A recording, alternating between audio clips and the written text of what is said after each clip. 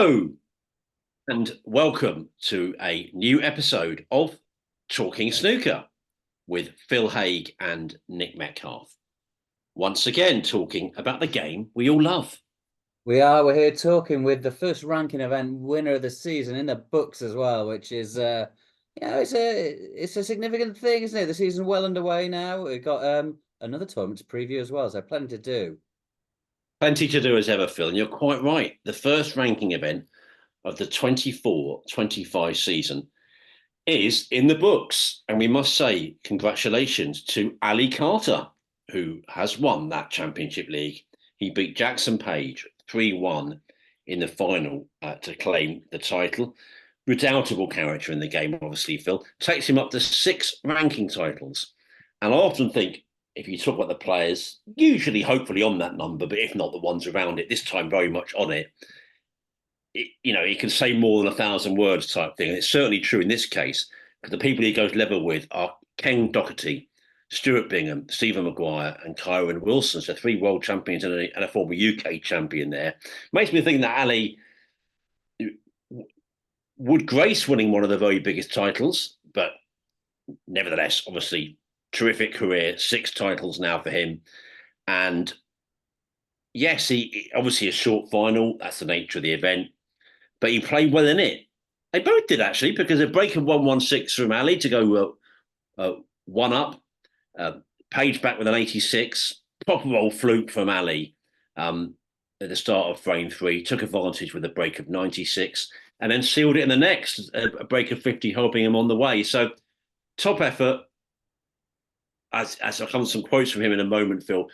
As he says, what a way to start the season. That's the thing. It's a title, that's important. But as a springboard as well, must feel great. Should do, yeah. And he won that tournament in Finland as well, didn't he? In the exhibition event a bit before that. So yeah, I mean that's not going to go down on his record, but he's clearly in good form since the World Championship where he had that disappointing loss in the first round. So yeah, he's obviously taken that as well as could be expected. Got back to some work. I don't know how much he'd worked before that unexpected trip to Finland. I think he was a late call up for that. But he went there, did the business, and he's carried on here. And as you said, played brilliantly in that final. I think Jackson had a chance in that first frame and broke down. And then Carter didn't look back after that. I mean, and Jackson made that 80 odd in the other frame. So very high quality stuff.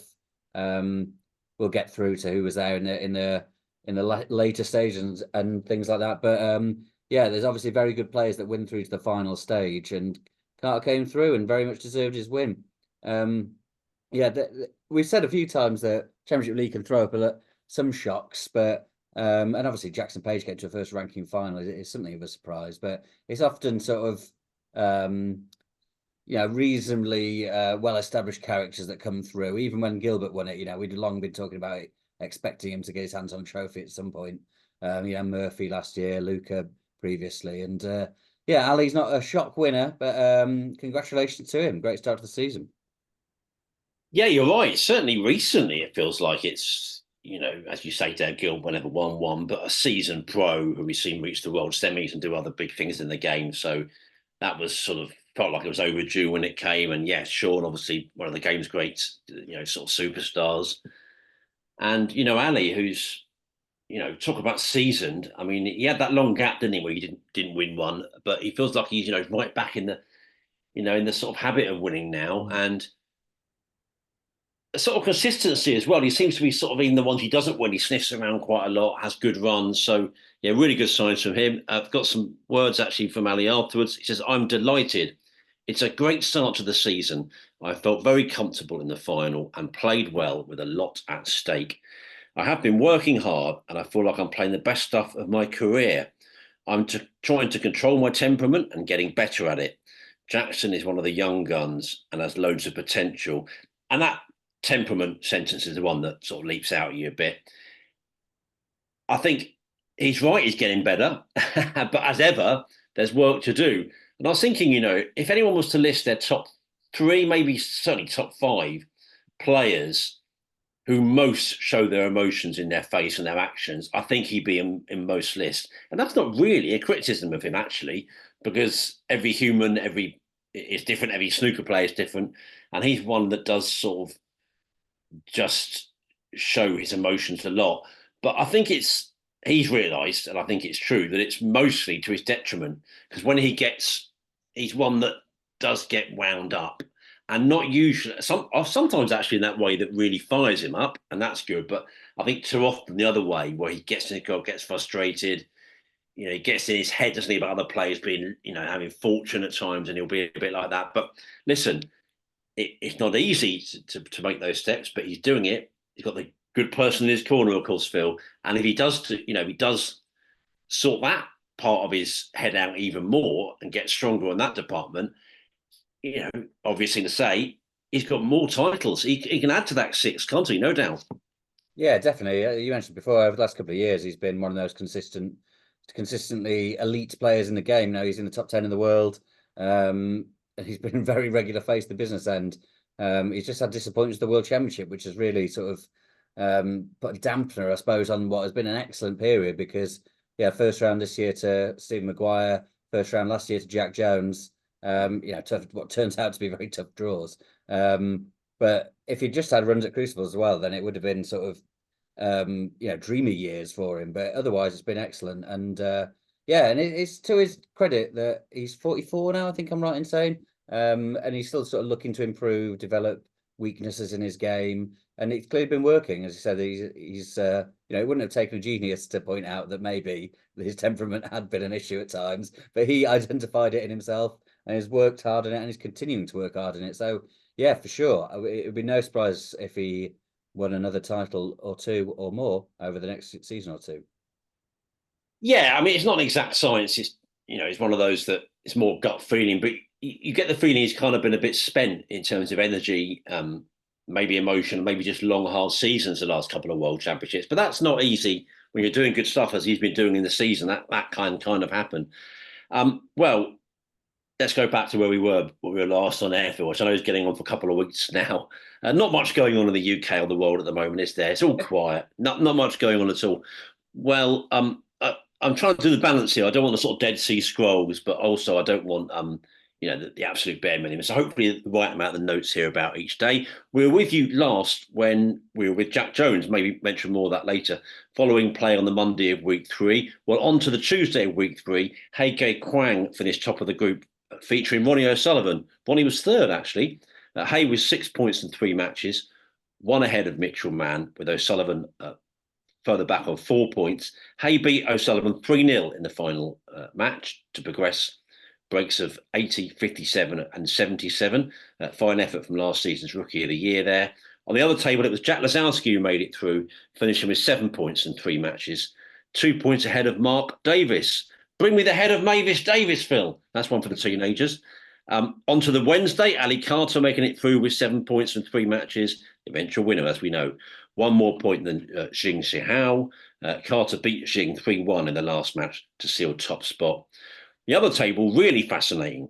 Fang Zhengji top with 7 points. Then Alfie Burden with 6 points. Mink Nutcher at 2 points. And Zhao Yulong just 1 point.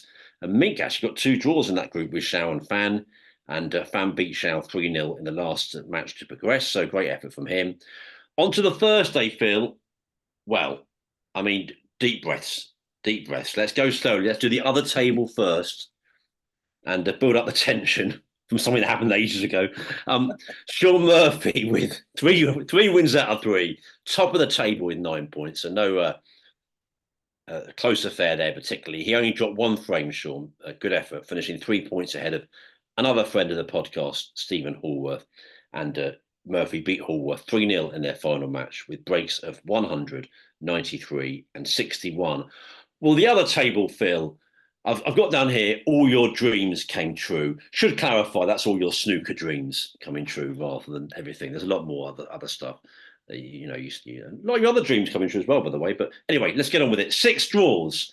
Do you know what I'm reminded of? Funny the way my brain works. I think it was Neil. Was it Neil? I think it was Neil Foulds in the commentary box for the shootout recently and suggested, well, 147 is going to be bloody hard to do. We could be waiting a long old time for that. And about an hour later, well, you mentioned last time, and I was thinking, can't see it, mate, to be honest. Just can't see it. And then, wouldn't you know it? with no apologies, here are all the results. Dave Gilbert 2, Dwayne Jones 2, then Zeuser 2, Andrew Paget 2, then Zeuser 2, Dwayne Jones 2, then Dave Gilbert 2, Andrew Paget 2, then Andrew Paget 2, Dwayne Jones 2, then Dave Gilbert 2, Zeuser 2. Zeuser was 2-1 up, Phil, had the highest break of the day with a 1-3-1, so looked in a really good position to make it through. But Gilbert made a 1-3-6 right at the end to top the group. I mean, blimey, putting all my rather silly banter aside, that was quite something. Yeah, incredible stuff. Yeah, it just seemed pretty unlikely, especially in that group. Really, I suppose Gilbert would have been considerably higher ranked than some of those players, so he would have been favourite to get through as he did. But to do so like that, to need a massive clearance is, sometimes the high break that you got to beat in those. We saw one in the previous group with Jack Jones, Jordan Brown. It was 80 odd, wasn't it? That's a big break. But it seems achievable. But to know you got to knock in a 130 yard is that's concerning stuff. But the break, it's knocking around on social media. I definitely tweeted it. So if you're not seeing it, have a look. It's sort of, I mean, it was so good. It was in position throughout, really. So he made it look pretty simple. But I think he said afterwards that he was really, really nervous. Which I know it's obviously a smaller tournament compared to most, but such a unique situation to be in. There is great stuff. And we said when Jack was on, the unique nature of the Championship League can throw up really interesting situations like they did in Jack's group, and it did again there. So yeah, brilliant stuff from Gilbert, who encouragingly is keeping up some of the form that he showed in Sheffield when he was brilliant, wasn't he, at the World Championship? So it's good to see him do well again. And come through that group in unique style. And a couple of the other things you mentioned there, Murphy did look really good in his group, really blitzed that one. Mink, a couple of draws against very good players in Fan and Zhou Yilong, it's impressive. And Ronnie going out, I suppose, is a big surprise, especially coming third. But also, he's not necessarily always there to go and try and win the Championship League. He's been known to sort of pull out halfway through it before. But it was impressive by He Guoquang, who looked really good in World Championship qualifiers, didn't he? He looked good in general last year, as you say, Rookie of the Year. So he's got a lot of potential. And anyone who whitewashes the rocket, even in a first to three, has got something about them. Absolutely. Yeah, you're quite right. And you're right about unique situations and, unlikely scenarios. Seems like more this time. It's that recency thing. Oh, maybe it probably go back. I was better last year, but I just think a couple of these were really quite something in terms of drama. Actually, you mentioned that first one, that Jack was of course involved with and spoke about with us here on air, and then this one 2-2 all the day was man. I think Paul Collier either replied to myself or maybe the Talking Snooker account that said, I've done God knows how many of these. I never seen that. This is quite something type thing. But there we go. Lots of excitement. On to stage two then. And day one of that, well, Dave Gilbert, the aforementioned, continuing that good form. Even more so this time. 3 wins out of 3, 9 points, 5 points more than Stuart Bingham. He Guoquang was actually third in that group. And on the other table, Long Zhihang, Hossein Rafai, and Sean Murphy all finished with 6 points. Long, top effort, finishing top on frame difference. Day two, Scott Donaldson with 7 points in 3 matches, 2 more points from Fang Zhengji. Good group, that one, actually. Tet Chaiwan and Chris Wakelin were also in it. And the other group only had 3 players. Now, I think Neil Robertson withdrew, didn't he, for what he's calling a mishap. He was in China for an event with his sponsors. So it was a bit of a sort of unideal, if I can use that not elegant phrase. But Ali Carter and everyone else played 4 matches. Ali won 2 of his, drew 2. He topped the group with 8 points, 3 ahead of Wu Yize. And Jack Lazowski third in that group. So that would have been a hell of a group if Neil was in it then. With 3. It really stood out in the draw, and it was a real shame that he couldn't be there. But of what sounded like, it wasn't his fault. It seemed like he was in China doing something. I saw him posting some things with pool tables. I don't know how much pool he was playing or doing exhibitions, but he thought his group was later and there was a miscommunication. He said that he'd been apologized to over it. So it's a real shame on his part, because I'd done that interview with him over the summer, and he said, like, "Oh, I'm not going to be missing anything this year. I'm not going to make that mistake. Dear. I'll make sure I play everything I possibly can." that. Yeah, so for that to end at the first hurdle is a real shame for him. I'd sort of forgotten he said that to you. Yeah, brilliant, pure Neil, and I get it. I get it. I mean, yeah, it feels like every other day for me is a mishap. I get it. Day three, now last Monday. Mark Williams finishing top of his group on frame difference. Williams and Ben Wollaston both finished with 5 points. And the other group, Martin O'Donnell finished with 5 points, two ahead of Jack Jones and Matthew Stevens. Good players in that group. Day four, then. So we're now up to last Tuesday, so we're getting there. David Lilley finished top of his group with 6 points, one more than Gary Wilson, and two more than Ryan Day. So good groups here all the way through, really. A lot of players, we talk about the ones that are missing, but plenty of good top snooker players involved. And Jackson Page finished top of the group on the other table with 2 wins and a draw for 7 points, one more than Alex Ursenbacher. So maybe a word from you again before we get into the final day. We were getting there slowly but surely, and yeah, a lot of good groups weren't they involved at this stage. I mean, and all the players must think, of course you've got a chance, but I've still got to beat a hell of a lot of good players along the way. Yeah, absolutely. It was such a short format. They're really unpredictable, and I think a few of those stage two groups were really hard to call. But yeah, it's still encouraging start to the season for some of these guys. You don't have to win the trophy to have a good tournament, and people like Martin O'Donnell and David Lilley get into the final stage. Very good. Lilley winning that group with Gary Wilson, Ryan Day, and Joe O'Connor. That's a great effort there. And yeah, Jackson Page obviously we'll get to in the final. But it's really encouraging for him. I'll give him a shout now because last season was a funny one. He'd done nothing really. Looked out of sorts for a lot of it, and then he got to that semi-final in China late on. Then qualified for the Crucible, impressively beating Dart and Nopon, I think it was. And then he got that walloping from O'Sullivan, which could have set him back. But to get to the final here is really encouraging stuff, and hopefully that'll continue that trend that he'd shown at the back end of last season. Yeah, no, you're well summed up. He's a good player. I think I've not exactly a rocket science prediction, but certainly not this one gone, or maybe even the last one, but certainly a couple ago really tipped him as someone that I really think is going to go to the next level. I think most of us are sort of thinking that he's got all the sort of attributes. Hasn't sort of quite done it, but as you say, promising signs indeed. Final day then on Wednesday now.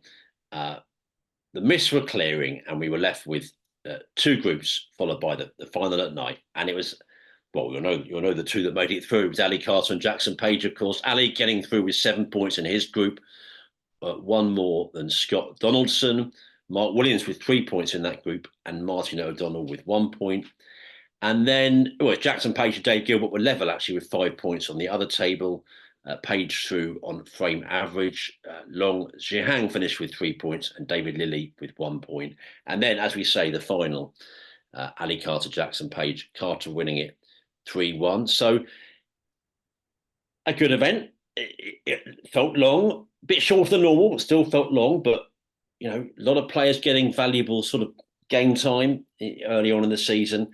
And yeah, a lot of sort of redoubtable characters, and Ali showing, a lot of his, immense experience there in claiming the title. I say really good for Jackson Page. Good breakthrough. Really hope he builds on that. And yeah, just generally, I think quite a few positives. I've seen some, some people don't like the Championship League. Let's not beat around the bush. Some people, like typical of life, a bit more diplomatic than others. Now say, "Oh, it's not my favourite event," but some say, "No, it's not for me at all." You can't, well, you can see it, but it's to some extent hidden away. There's no crowds there. Some people think it should be a bigger event to start the season. It really isn't a cup of tea for a lot of snooker fans. But I have also noticed that sort of trend of people warming to it more. And I think that's the sign of it getting a little bit more oomph, really. Oomph. That's a well, there we are. That's why they pay me the shillings, Phil.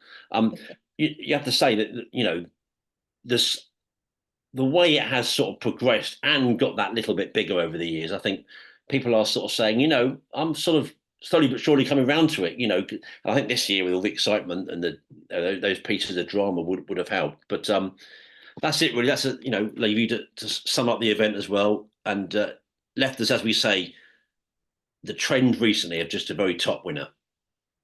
Yeah, for sure. Yeah, and takes some doing. As I said, that's 3 stages to get through, and then a final.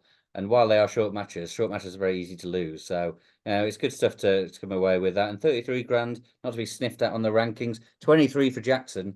That'll be encouraging because that'll put him a long way into getting into at least the first of the sort of the ITV series as it's come to be known. Not straight in, I don't think, with that, but it's a very good, handy start on the rankings of the 1 year list. And he won't have been in those much before, really. So it's encouraging. Yeah, and I said encouraging players like Gilbert continuing the form.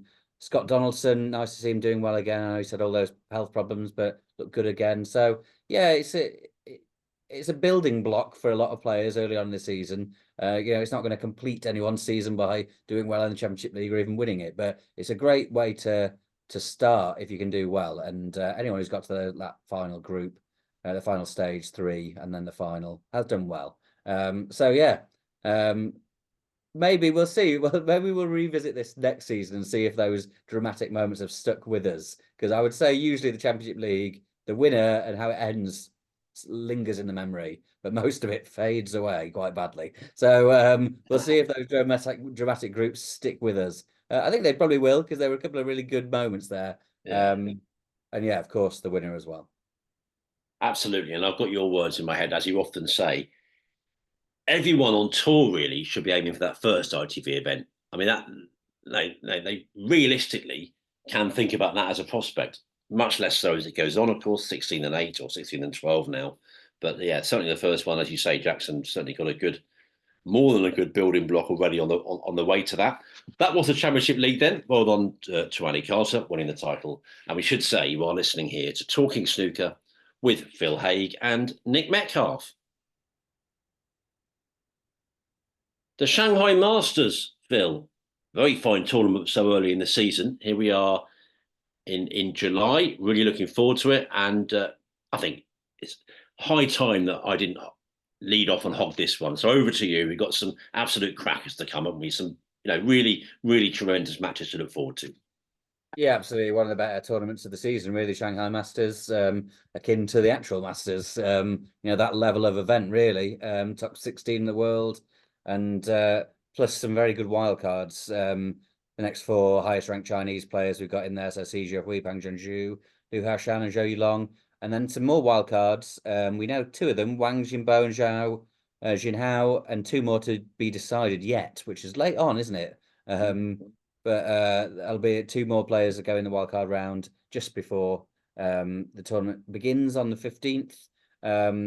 But yeah, some great ties to look forward to, even from the off there, because those next 4 highest ranked Chinese players that are in, very good players. So we got the ones we know: Tom Ford against Xi Jiahui, Gary Wilson, Pang Junzhu, John Higgins, Liu Haoshan, and Barry Hawkins, Zhou Yulong in the opening round. And the other 4 players coming in there: Jack Jones, Mark Williams, Ali Carter and Zhang Anda. But of course, the story always in Shanghai is Ronnie O'Sullivan. He's won the last 4 editions of it. And with the break for COVID, that goes all the way back to him winning in 2017 when it was a ranking event. Famously, this gets brought up every year. The last person to beat him in the Shanghai Masters was Michael Holt back in 2016. Just many, many moons ago. It was when Kyron Wilson was defending champion when he just made his breakthrough in 2015. So another world, really. That's how long ago it was that Ronnie O'Sullivan lost a match in this tournament. So he's proving to be unbeatable there, really, which is remarkable stuff. And he will play either Zhang Anda or a wildcard player in his first match. And he'll be favourite to win it and win the whole thing, because that's what he tends to do. But there'll be some good players there trying to stop him, that's for sure. Absolutely. Yeah. Exactly. What a record. And I guess that one that Kyron won would be the one that he's told the story a few times, told us it on here.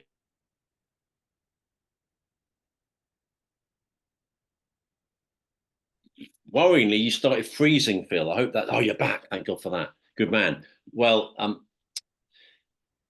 but he did go, and all his family watched it in an Irish bar, some sort of resort somewhere, I think, didn't they? And all went mad. And then Kyron went back. Do you remember? He went back a year or so later and met all the guys in the bar and worked there, and that was a nice little touch. But yeah, I think it was it his dad's birthday or a relative's birthday I that he think it was missed? his dad's birthday. Yeah, yeah, amazing stuff. Yeah, but imagine now we're talking about the world champion. That was his sort of Yeah, breakthrough event. So long time ago. exactly that. And yes, and you mentioned Ronnie against Zhang or a wild card. That's potentially really good for round two. Luca Basel's got forward or C. That's going to be great. Really interesting to see how Luca gets on. Um, Very often easier the season after than the season after. If you get my drift. Ali Carter, fresh off a win. Let's see how he gets on. He may well build on that. He'll be up against the wild card first, then Ding Junhui after that. So that's potentially a really interesting match to look on. Judd Trump, Mark Williams, it could be. I mean, that's they've had some absolute epics, haven't they? Um, well, it sounds silly because once I saw it, I thought I instantly remembered. But I was just thinking, when was their last one? And then I saw it, I thought it was that Tour Championship when, of course, Mark had a thumping win, actually, really beat him well. Felt like he owed Judd one because Judd had sort of broken Mark. Well, I say broken Mark's heart. That's the wrong person to say it about because he gets over it in 5 minutes. But for most people, it would have been. He, of course, had that dramatic Masters final, big world semi that Judd just beat Mark in both those. So, yeah, that brings back lots of memories. And I'm sure it'll be a good one again if that does end up being the match. And yeah, looking forward now into the sort of the Wednesday. It all starts next Monday, of course, the tournament, but onto the Wednesday. Uh, Mark Allen against Gary Wilson or Pang, and potentially Mark Selby, Jack Jones, if Jack Jones can get past the wild card. So that could be very interesting. And yeah, Sean Murphy awaiting the winner of the Higgins Lou match. And then Kyron Wilson, I always think there's a real cachet about seeing the world champion. And this the first time we're seeing him in a more traditional tournament, if you get my drift, up against Hawkins or Shao. So again, I'm sure Kyron and Barry have played some top matches in recent times. Always a hard one to call, I think. And then, of course, it's long format, isn't it? We say there's not enough of them, but relatively speaking, this is, and it really is as it gets deep because both the semis are long, aren't they? And they're played on separate days, coming up on Friday 19th and Saturday 20th, both best of 19 frames, and then the final best of 21, which is a maverick one. I don't think anyone else has that number, but it's good. It sort of stands alone, doesn't it, really? And I've heard people say, good judges say that if that goes deep, that could go well into the night, but I'm sure it often doesn't since then. Maybe because Ronnie, I can't remember the last few now, but Ronnie probably wins them quite well a few times. But yeah, unusual number for any match, I think. Yeah, it is. Yeah, yeah. Ronnie it was 11-9 last time Oh, it over was. Luca, but even sort of a lot of frames between those two don't last too long. They get on with it. So yeah, really interesting to see how everyone does. There's as you say, Kyron getting introduced properly as the world champion for the first time. That'll feel massive for him. Luke, I'm really intrigued to see how he gets on this season. And just some blockbuster matches there. You mentioned, Murphy against Higgins potentially in their first clash in the round two, as it would be. So yeah, plenty to look forward to. Big money on the line. Long matches. It's a when people you mentioned it earlier, people wanted a better curtain raiser than the Championship League at the start of the season. Well, the Championship League does open the season, but if you want a real curtain raiser, then this is it. It's such a good tournament. Sometimes the Chinese, we all know the Chinese events are massive and really important, but maybe they don't get sort of the kudos they deserve sometimes over here. But yeah, this is a cracker.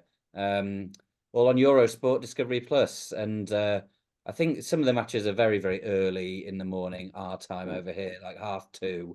I think some of those early ones, but then the ones that start sort of 7 a.m. and then 12:30 lunchtime. So lovely viewing time there over breakfast and lunch. So yeah, just plenty to look forward to. It's good stuff. Oh, I can't believe we didn't say cornflakes. That's become one of your trademarks. Bit annoyed by that.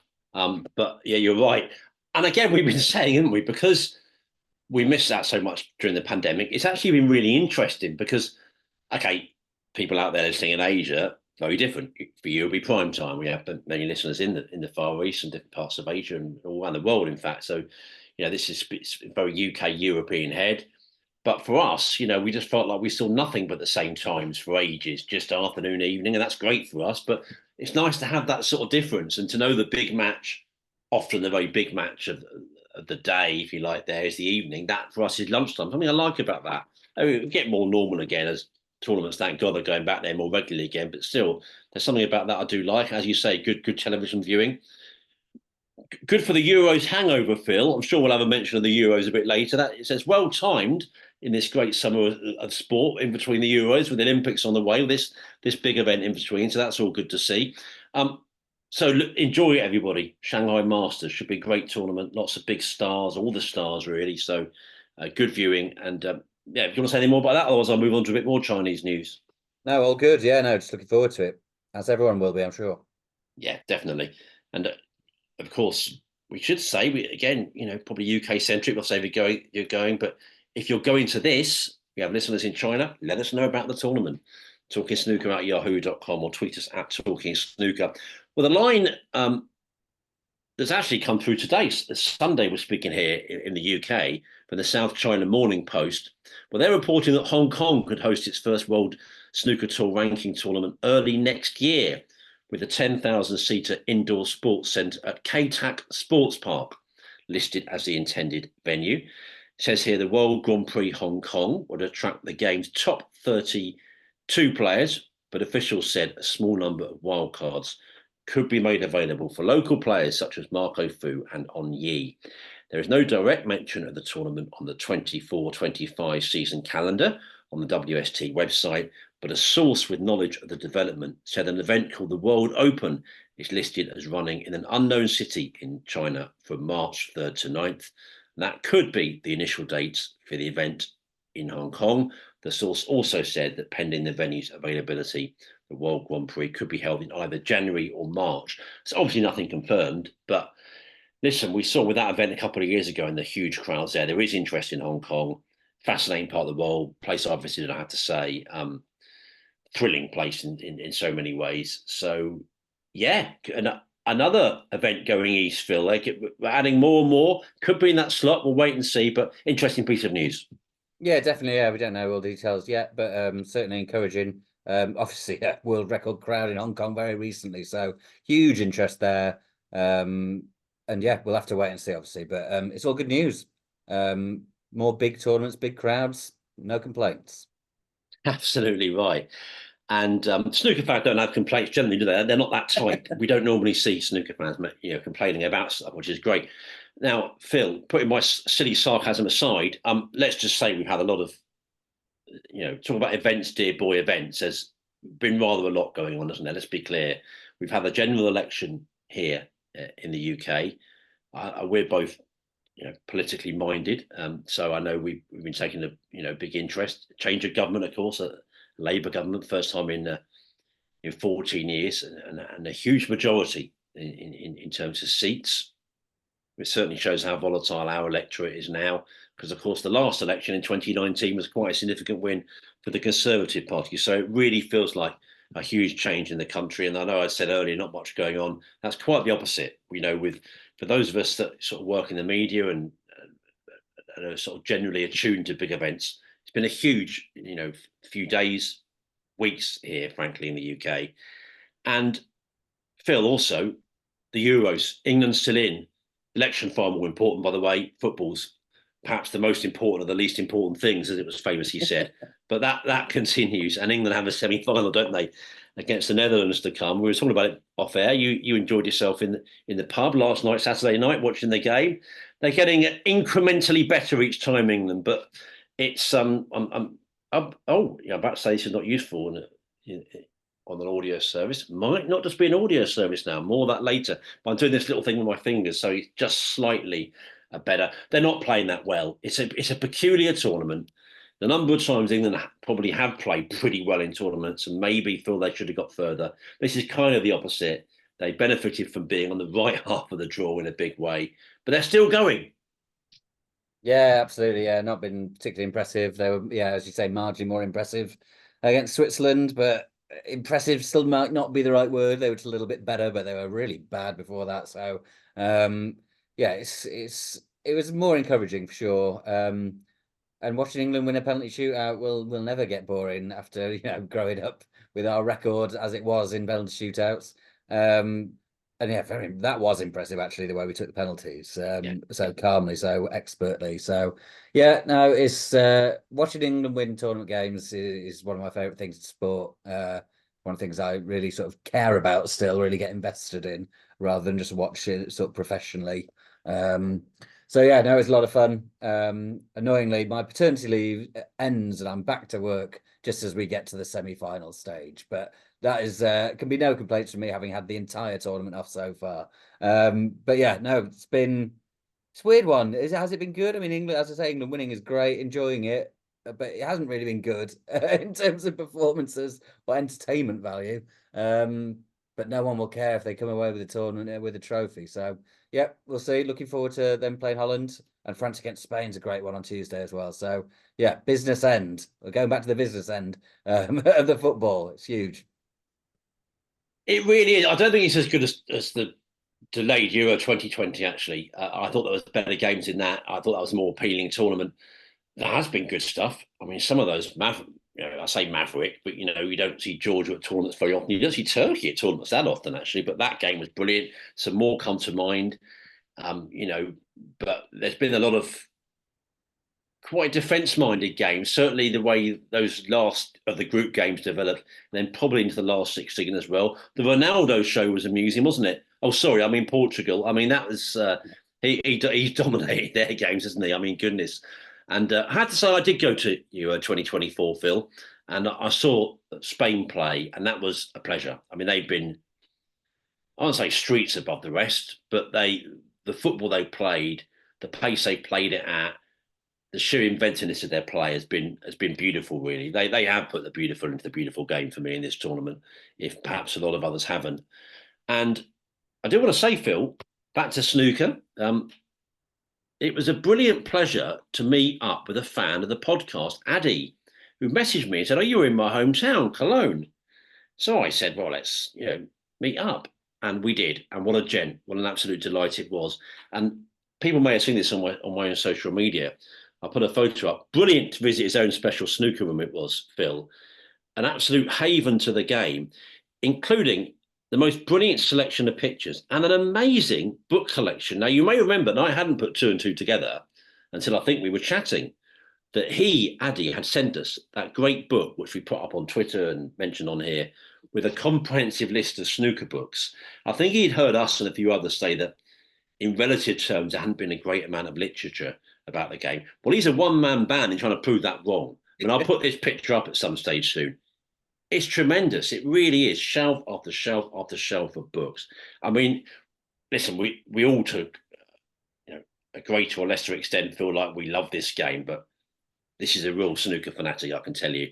He's almost got the lot in that room. It was great to see. We had a chat when I was there as well, which is on my SoundCloud. So do give that a listen. Addy with a lot more about his own love of the game and what he thinks about the popularity of the game in Germany. And I also include a wee bit of my own personal tournament news in there as well. So that's available on my SoundCloud account. And it is great to meet our fans, Phil. It really is. I mean, it's a nice byproduct. And we play two frames each. Sorry, two frames, one frame each.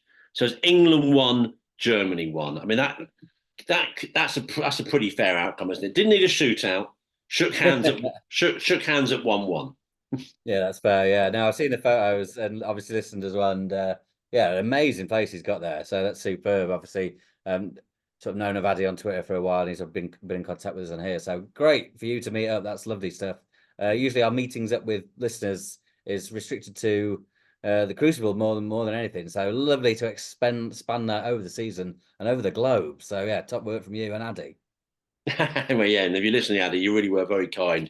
We had a great lunch together, great afternoon. So, and you drove me to the airport even. So, what about that? I was chauffeured around. The style I'm accustomed to, obviously, but no, it really was lovely, Addy. Thank you very much indeed.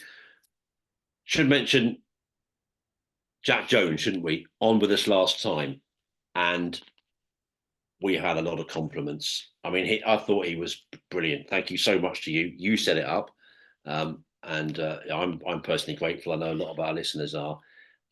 He was really compelling, wasn't he? He got, I think, even stronger as the episode went on. So many great lines. I found it fascinating hearing him talk about, the the recent run he had at the Crucible, and I can't really get over the one girl, nine boys. Lots of people, not just on social media, but in my own life, WhatsApps, I got messages.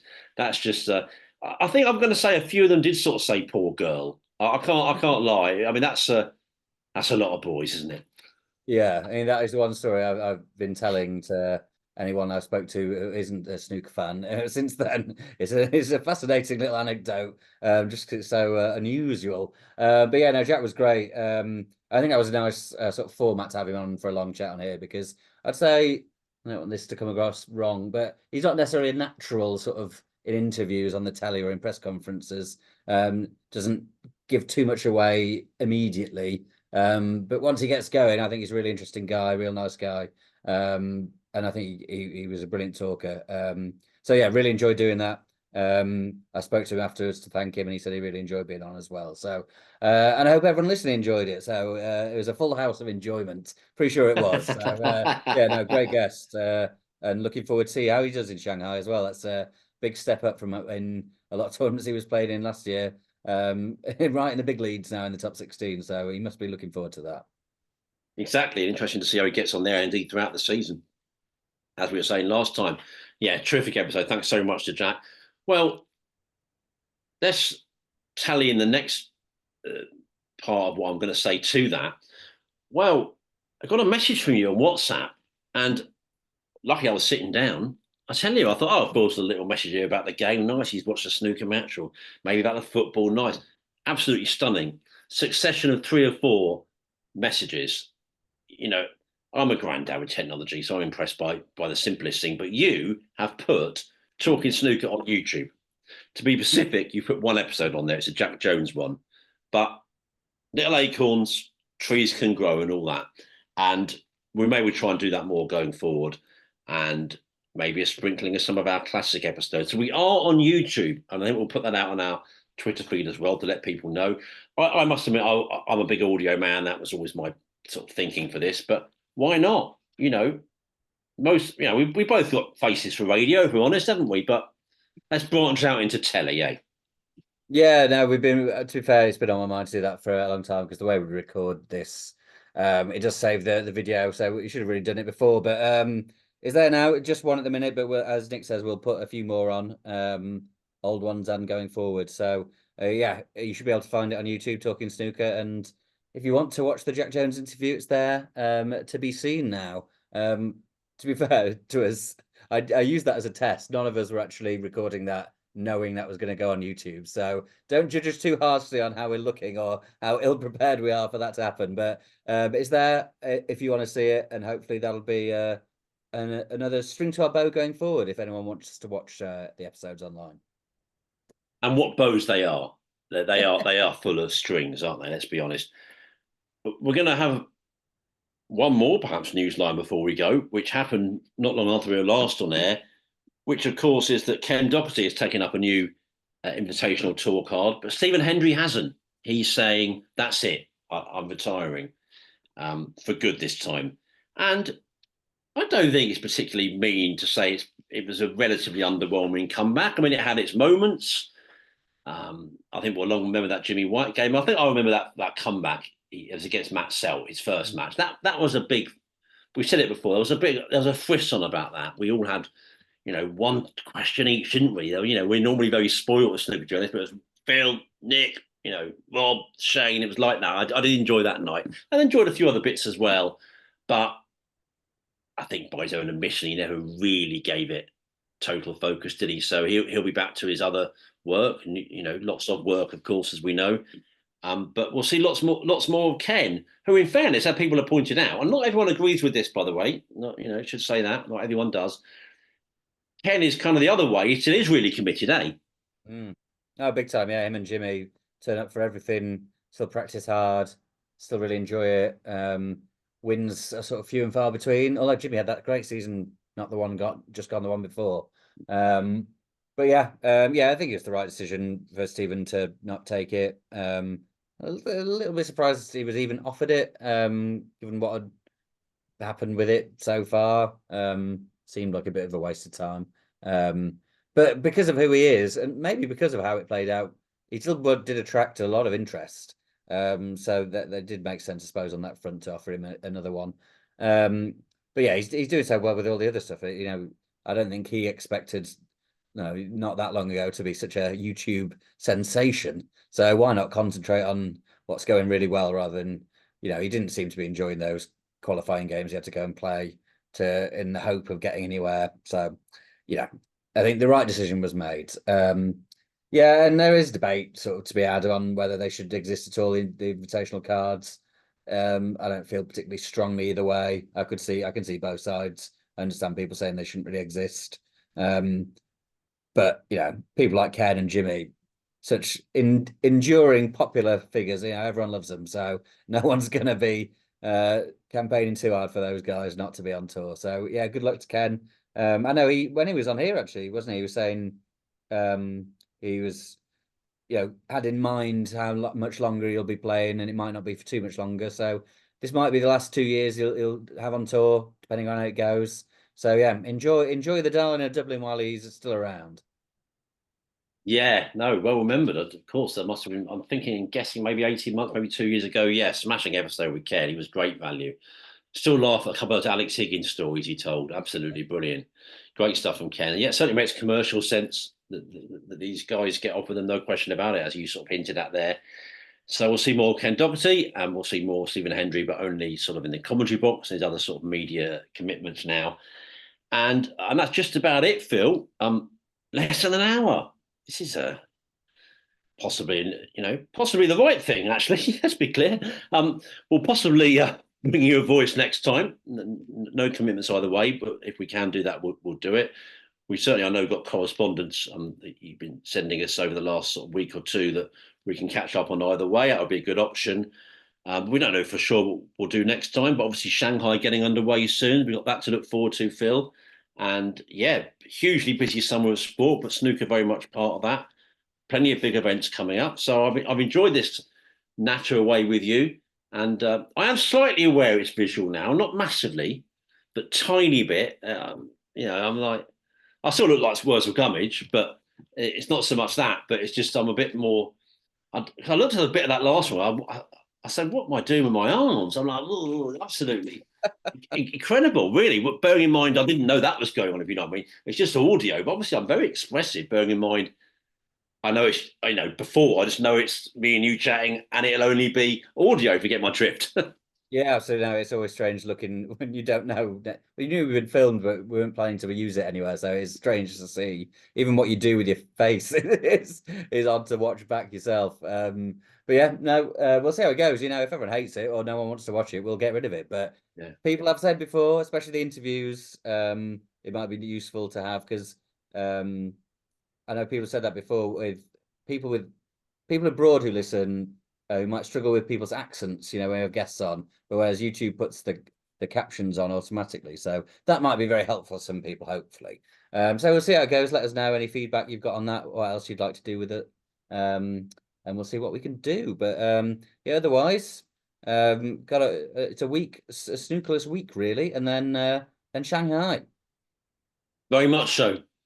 So yeah, do keep your opinions to us coming on our output or indeed any snooker matter. We really need it, particularly in the summer. We genuinely do. So talkingsnooker@yahoo.com or tweet us at talkingsnooker@yahoo.com or tweet us at talkingsnooker. Enjoy the football. Big semi-finals coming up at the Euros and of course the final next Sunday. So we haven't finalised the date, but next time we come on air, I think it's most likely we'll know who's won this European Championship. And then of course, a week away from now, Shanghai. And we look forward to really getting stuck into lots of good snooker watching, Phil. I say for us here in the UK at breakfast and lunchtime, I'm sure for different times for you, depending on where you are in the world. Now the salute might mean something. I salute you and say farewell for now. Absolutely, yeah. Cheers to you, sir, and thanks for everyone for listening and watching. And we'll speak to you soon. Indeed, we appreciate your company, and we'll see you next time here on Talking Snooker. For now, from your old friends, Phil Haig and Nick Metcalf. Cheerio.